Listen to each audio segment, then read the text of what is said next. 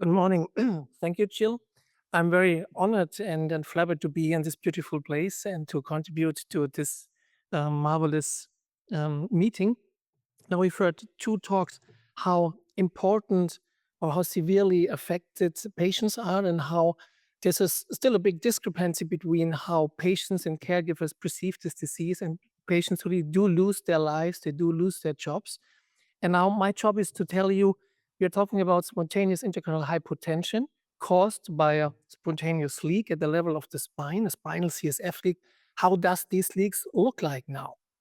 And I will try to give you some perspective from the surgical to the surgical camera to the surgical microscope, and also with the help in the latter part with combining imaging, modern imaging, ultra high resolution cone beam CT, and surgery.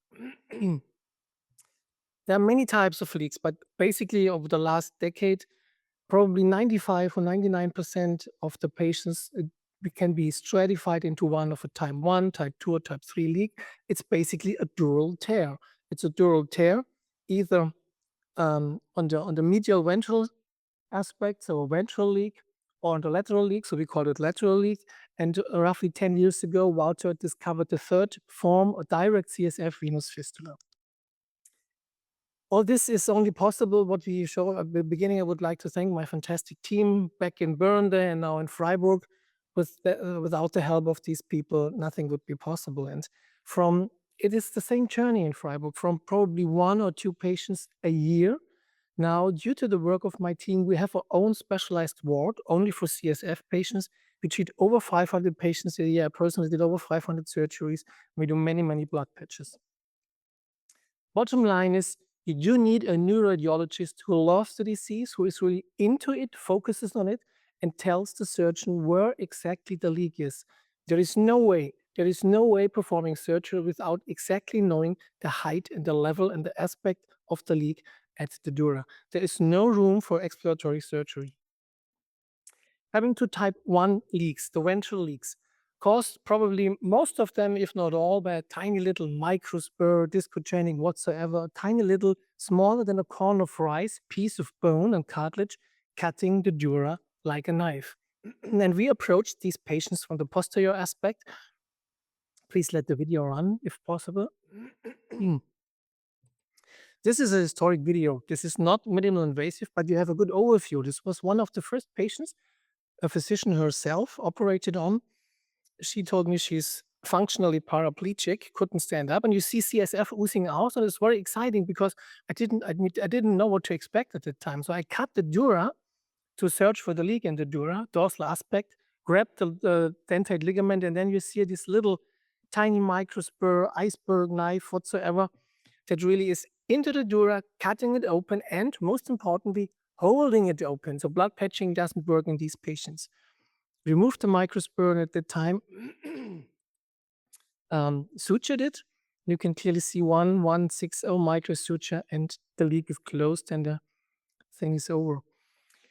This is because I was trained as a vascular and tumor surgeon, as Wouter, doing cavernomas out of the spine. So we were knowing how to be able to rotate the spinal cord a little bit to have access to the ventral side. Nowadays, with my team in Freiburg, we do this minimally invasively, only 2 centimeters skin incision, tubular retractors. Bony removal is minimal. It's less than a coin. It's like 15 millimeter or so, though no weight-bearing structures are affected. This is really minimal invasively. And then the steps are that we first cut the dura, then we cut the dentate ligament. This is the key step to liberate the spinal cord, that it is able to move to the side. Don't push to the spinal cord, always push on the lateral side at the dura to move the dural tear into your field of view, not otherwise. This is a video how you can open the dura dorsolaterally, and then you have on the ventral aspect, you have the always 2 to 4 millimeter similar looking ventral dural tear. The microspur, it's smaller than a corn of rice, very tiny. Sometimes it's even dissolved. And then you can close it we use this fibrine mesh taco seal from the outside, and you can see the yellow surface of the glue looking through the tear. Pinch it a little bit into the hole and cover it with a second layer So we do a sandwich patch, and there's no need for suturing it. It's just an 8 mm opening of the dura. And again, it's not spine surgery, it's spinal cord surgery. You have to cut the dentate. You have to know how to handle the arachnoid, how to handle the membranes, how to handle the ligaments, and not to touch the spinal cord. And this now is, I think, one of the key slides. What do we see through the microscope? What you don't see on imaging or don't see directly on imaging. These are these membranes that connect a kind of a vessel from the intradural to the extradural space. This was only the origin, the initial cut. But then somehow these membranes form or herniate and keeps the ventral leaks open. So that's the reason why blood patching doesn't really work in these cases. And same video, once again, now you saw it, look again, same video. You think it's closed, there's a membrane. It's not closed because I sucked out the CSF, the membranes collapse, but the membranes are still there and hold the channel from the intra to the extracecal space open, okay? So it's all on membranes. I would love to have it drawn even bigger, but this is the key step. And these membranes even prevent, why does a 2 mm tear in the dura not heal? Usually they all heal by themselves because the membranes prevent the dura from healing. And if you don't believe me, my team has built a so-called funnel phantom box.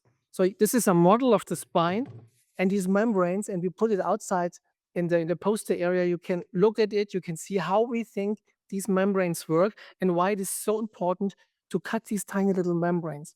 The suturing is not the key issue. It's the key issue to disconnect the intrathecal from the extrathecal space. And Sophia and Victoria, the OP nurses, are here and can explain how we approach these membranes. And you don't see them on imaging, but you see the sequelae of these membranes. The SLECs have been mentioned very often right now. What are SLECs? Extrathecal fluid collections. If you look at the initial second of a myelogram, the contrast runs as fast extrathecally as intrathecally. There is no barrier for fluid. But if you look at the MRI in a patient after a couple of days, it's contained. And why is it contained? Because you see these SLECs, they are all contained by these membranes that hold the fluid together. So once again, this is a still image out of a surgical video. This is the dura. This hook is parallel to the dura. And here is the border from the dura, that incision stone, to this membrane. Now I cut this open and only then CSF is oozing out. Probably another video, if you may start it. Thank you. This now is an over-clear case. It's a case with superficial siderosis, and as Matthijs told you, it's a long-standing disease, so the membranes are very, very prominent, just to show you again how important these structures are. Typical case, microspur, SLEC collection, then the 2 centimeter skin incision, microtube, tubular retractor, and get access to the dura and to the SLEC space. Then I dissect a little bit the epidural space, and you see there is stuff that doesn't normally belong there. If you do disc surgery, there are no membranes at all.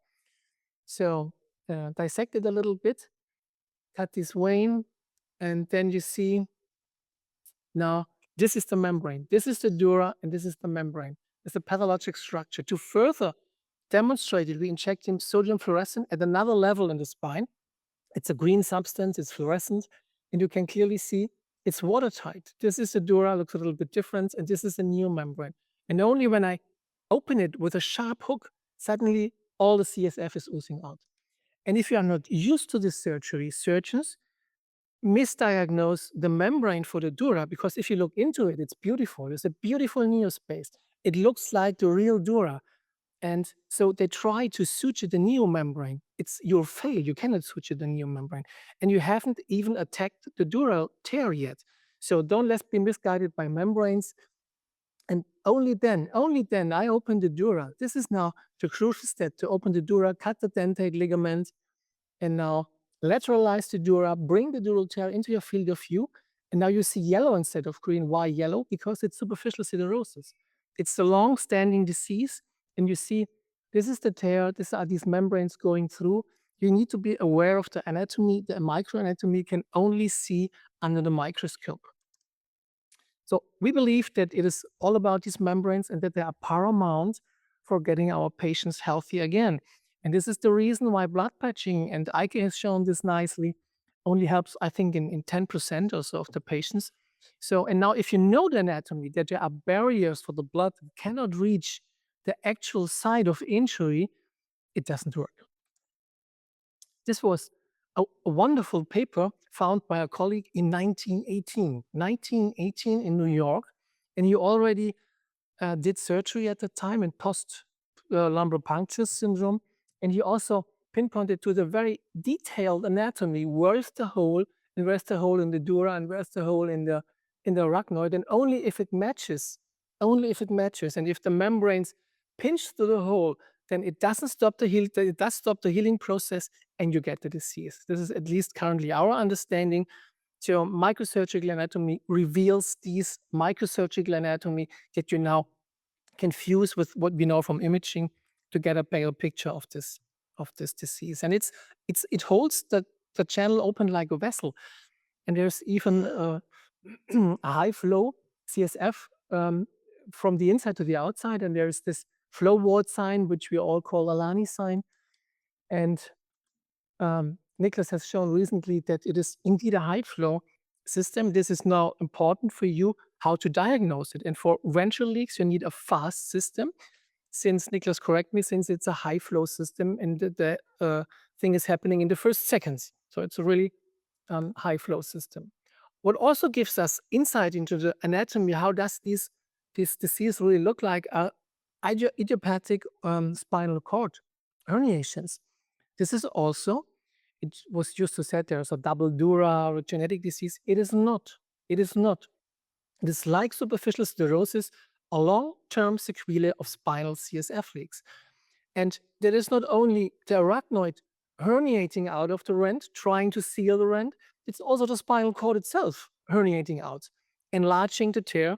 And if you look closely to your spinal cord herniation cases, you almost always see SLECs, because this is the origin of the disease, okay? Next, type 2, lateral leaks or cysts. This is a cyst when you operate it on a couple of days or weeks after the patient was symptomatic.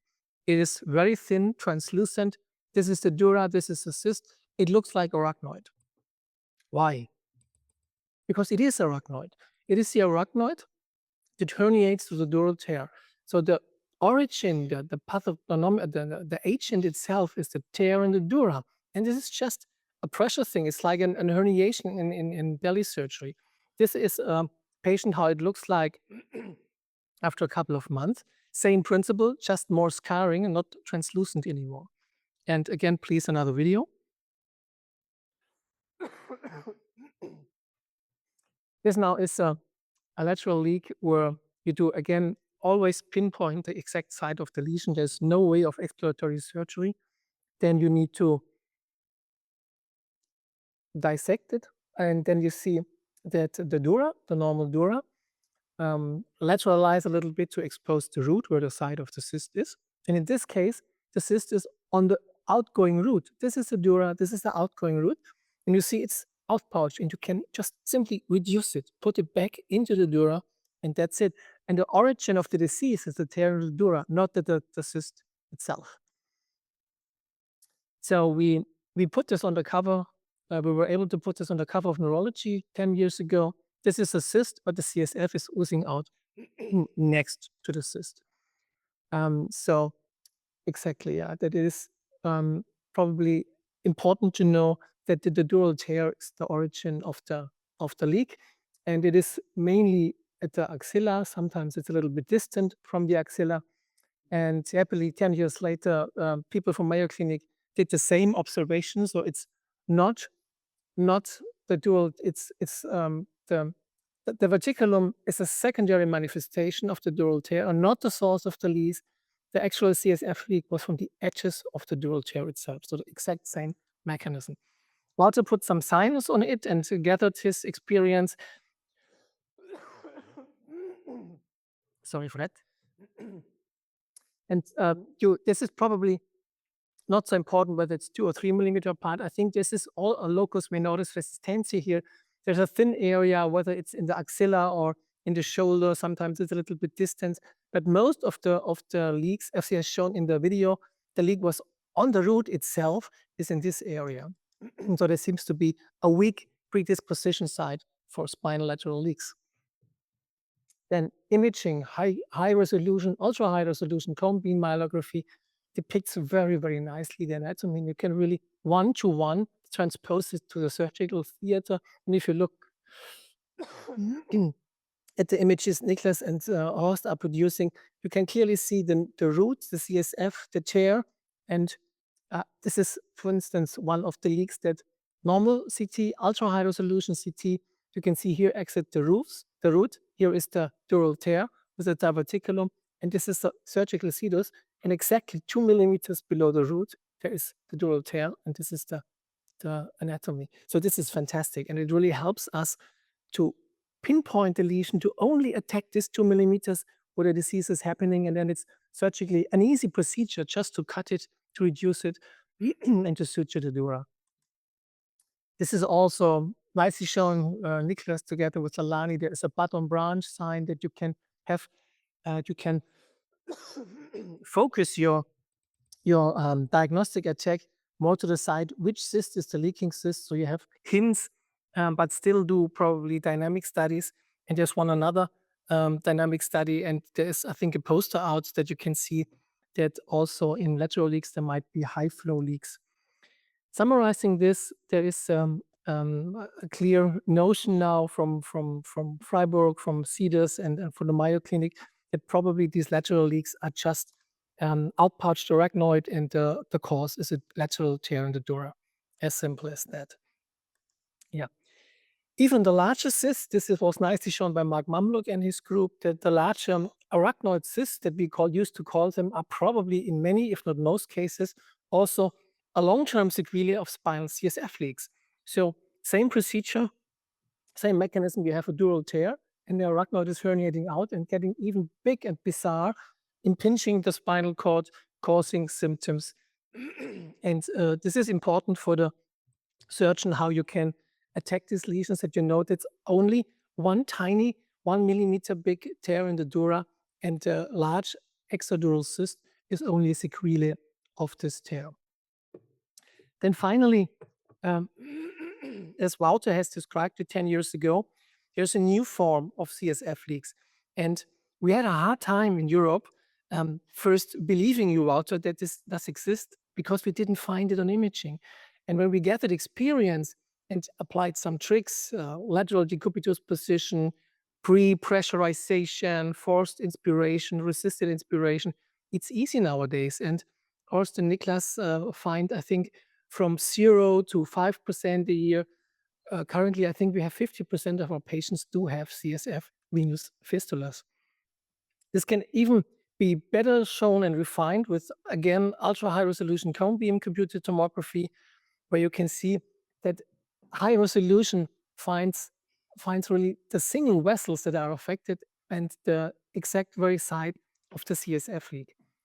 And I also, thank you so much, Joe, always call this a piece of art. You can really, in ultra high definition cone beam CT, you can see how the contrast is oozing out into this diverticulum. There's a fluid level, and then connected to a single vein and draining to the paravertebral space. So this is beautiful.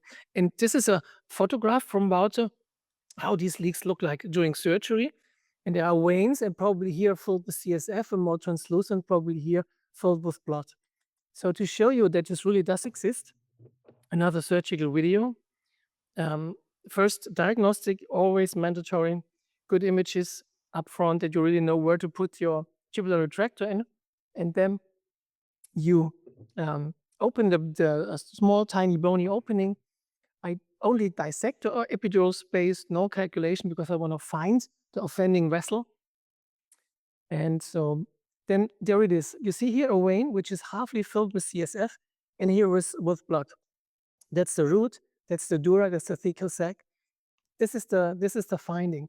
Now you can tell, very subtle finding. Is it really true? Again, we injected sodium fluorescein to visualize it, and you see the green stuff is normal and slightly the vein is filling after a couple of seconds. And if I push with the sucking device, you see how the CSF is oozing out through this vein. And that's the only single offending disease in vessel. The other vessels are not yellow, so it's only one tiny singular channel. This is very enigmatic and fantastic, and I still do not understand why there is no backflow. Maybe there is, but even very, very subtle and even very tiny. Yeah. Direct CSF-Venous fistulas, nowadays, I think at least in the centers, it's a standard of care. So 95 or 99% of the patients do have one of these type 1, type 2, type 3 leaks. It's good for us, for the neurologists, the radiologists, and the surgeons to have now a group formation. We can stratify the patients, but there's more. There are rare diseases. Probably you also found these sacral dural tears where there is no clear SLEC, but more a diffuse contrast egress in sacral patients. I cannot tell you how the anatomy looks like during surgery because we refrain from doing surgery in these patients, because a blood patch is usually very, very helpful in these mainly young women that present at least to Freiburg with these sacral dural tears. There's another, probably it's a singular finding, but this is not a rendering. This is an original high resolution cone beam CT, again done by Nicholas. It's beautiful, and it's really beautiful. And you can see it's not connected to a vein, it's connected to the lymphatic system. And we even referred this patient to other centers in Germany. They proved it's the lymphatic system. We did surgery. Surgery was easy because we exactly knew where the spot is. And it was indeed direct CSF lymphatic fistula. Probably there are more, I don't know yet, but we clearly need to refine our diagnostic tools to find such things. And there's even more. I think we have, our understanding is now way better of CSF leaks, but there's still so many riddles and still enigmatic. What is this area around the exiting roof? What if there's a tear, patient becomes suddenly symptomatic and we can diagnose them? But what if there is just locus of less resistance and there's a compliance change from standing to sitting, going back to probably a genetic disease, probably soft tissue weakness, so to say, if, as drawn here, if the thecal sac is wider during standing than sitting and we are symptomatic. I think Walter Braham Mokri introduced this concept first. So the closed SIH, so to say, there might be a disease where there is no need at all of a CSF leak, but you still have autostasis. We don't know yet. Very interesting, very intriguing. I'm so happy to be part of this journey with my fantastic team. And I think from my perspective, it's a duropathy, it's a dural disease. And do not forget the surrounding structures, for instance, the microspurs that cause some of these tears, the microanatomy of the dura itself, and of course the other layer, the arachnoid, that is probably key, whether the body is able to heal itself or not. If you want to see all these surgeries, you can always come to our visitor centers, to Freiburg and to Bern. We do a coming course, we join up, they're all family, and do surgeries in these days twice a year. Then you can come and see us working in Freiburg and trying to further CSF leaks. Thank you so much.